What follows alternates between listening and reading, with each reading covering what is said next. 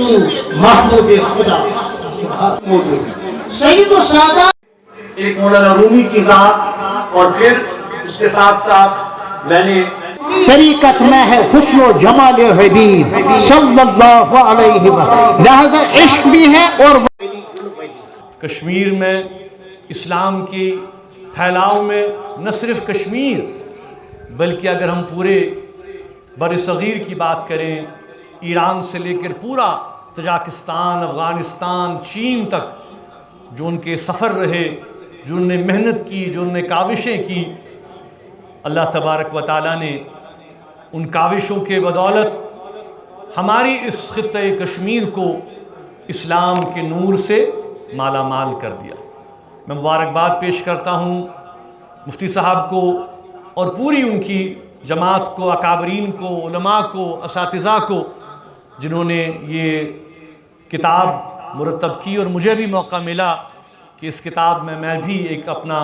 تھوڑا بہت کنٹریبیوشن ادا کر سکوں کہ دین اسلام کی اشاعت میں، حفاظت میں جو ہمارے جو اولیاء ہیں، صوفیاء ہیں، ان کا جو کنٹریبیوشن رہا ہے، ان کا جو عمل دخل رہا ہے، وہ بہت ہی مؤثر رہا ہے۔ کشمیر کی سرزمین میں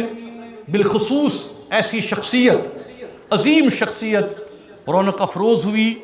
جس نے یہاں کے لوگوں کی تقدیر بدل کر رکھ دی۔ یہ ہستی امیر کبیر شاہ ہمدان رحمہم اللہ، جنہیں صحیح معنوں میں مولائے کشمیر یا محسن کشمیر بھی کہا جا سکتا ہے۔ آپ نے وسط ایشیا، افغانستان، ہندوستان، چین، شام اور ترکستان سمیت بے شمار علاقوں کا سفر کیا، اور ہر جگہ اسلام اور تصوف کی جو شمع ہے وہ اس کو روشن کی۔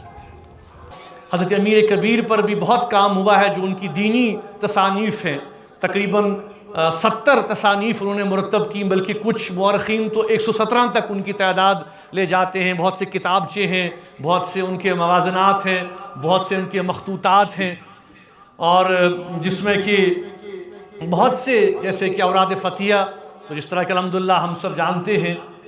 کہ کتنا عظیم انہوں نے کام کیا، بلکہ اوراد فتیہ کے حوالے سے یہاں پہ علماء بھی ہیں۔ حضرت شاہ محدث دہلوی رحمۃ اللہ علیہ نے فرمایا کہ اوراد فتیہ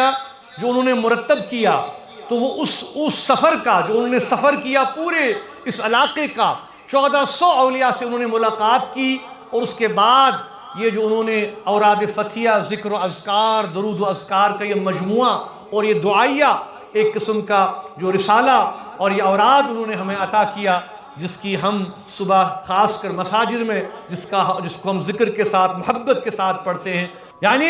شاہ ہمدان صرف ایک صوفی بزرگ، ایک مبلغ، ایک عالم، بلکہ ایک مصنف تھے،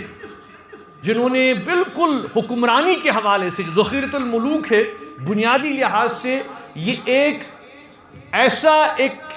ایسی ایک کتاب ہے، ایسا ذخیرہ ہے جس میں انہوں نے خصوصیت کے ساتھ جو ملک کا بادشاہ ہو، جو ملک کا سربراہ ہو، اس کو حکومت کیسے کرنی چاہیے، کن بنیادوں پہ اس کو حکومت کرنی چاہیے، گویا ہم یہ کہہ سکتے ہیں کہ یہ جو پوری تصنیف ان کی ذخیرۃ الملوک ہے، یہ اگرچہ بادشاہوں کے لیے، اگرچہ حکمرانوں کے لیے یہ ایک لاہ عمل ہے، ایک کوڈ آف کنڈکٹ جسے ہم کہتے ہیں وہ ہے، لیکن حکمرانوں کے ساتھ ساتھ انہوں نے عوام یعنی لوگوں کے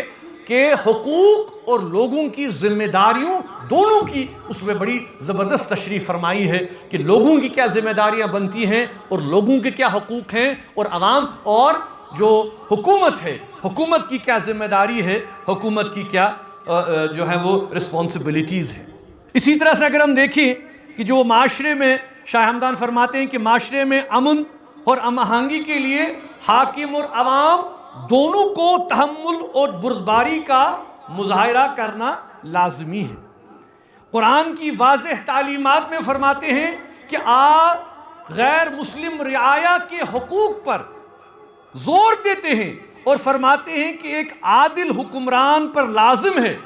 کہ اپنے غیر مسلم باشندوں یعنی ذمیوں کی جان، مال اور عبادت گاہوں کو تحفظ فراہم کرے۔ تمام منتظمین کو اور خاص کر دارالعلوم جو قاسمیہ ہے تمام ان کے ذمہ داروں کو، تمام علماء کو، اور جنہوں نے سارا یہ مرتب کیا یہ کتاب، ان کو بھی مبارکباد پیش کرتا ہوں۔ اللہ تعالی ہمیں توفیق دے کہ ہم ان بزرگوں کے دکھائے ہوئے راستے پر عمل کر سکیں۔ وما علینا الا البلاغ المبین۔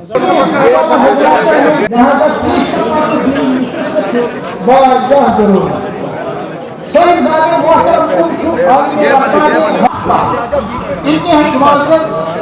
احترام